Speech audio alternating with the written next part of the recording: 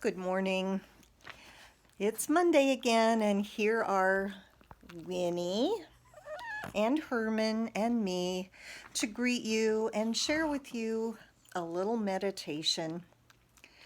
The story that I'm lifting up for you today is again from the Hebrew Scriptures, and it's the story of Esther, a courageous young woman who was at first elevated because of her beauty and who wound up saving her people.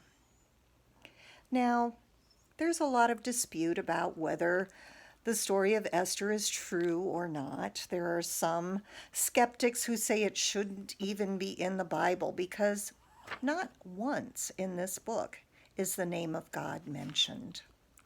It does, however,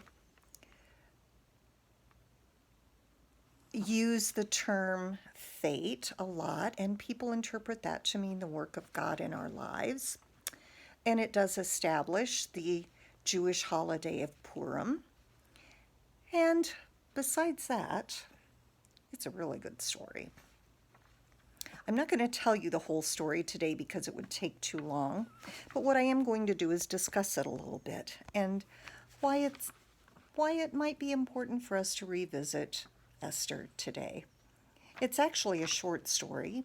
The whole book is only about 10 pages long in the Bible. So you can take the time to read it, or VeggieTales has an awesome cartoon version of it that's good for kids, but adults can enjoy it too. I'd recommend it to you. I'll attach it to this message today. Now, the book of Esther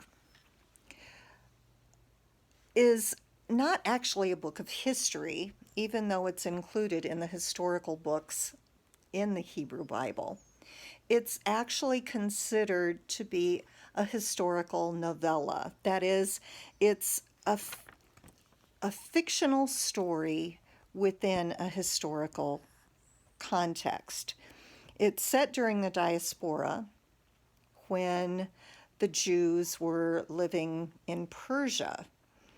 And like Daniel and Shadrach and Meshach and Abednego, which are later in the Bible, this story is one that's given to encourage the Jews who are living in a strange land.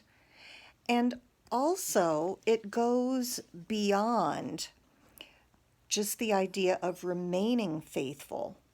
It's actually a story that lifts up the importance to the Jews or to any people who are living in an oppressed situation. And I'm quoting from the Oxford Annotated Bible right now because they said it better than I ever could. It says that it lifts up the importance of people living under oppression, acting shrewdly and boldly for justice to prevail. So this book provides encouragement for us to not be afraid to speak up, to do the things that are necessary to work for justice for ourselves and for others. The most famous quote from the book of Esther is, "Perhaps you were born for such a time as this."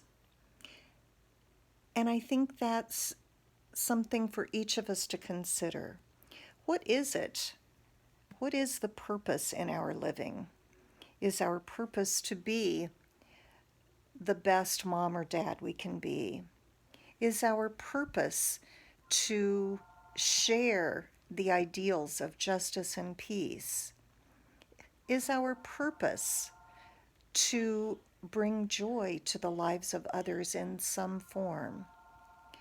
Whatever our purpose is, I think we need to grasp that, to embrace it, and to live into it. This story of a poor girl elevated to become queen, who doesn't just sit back and say, "Oh gee, here I am, good for me," but instead reaches out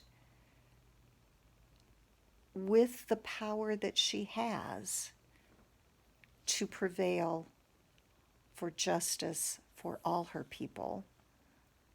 I think that's what we're all called to be about in whatever way we can. Kind of a heavy topic for a Monday morning, but kind of something that maybe we all need to think about too. It'll give you something to think about besides COVID and politics, if nothing else. Let's be at prayer.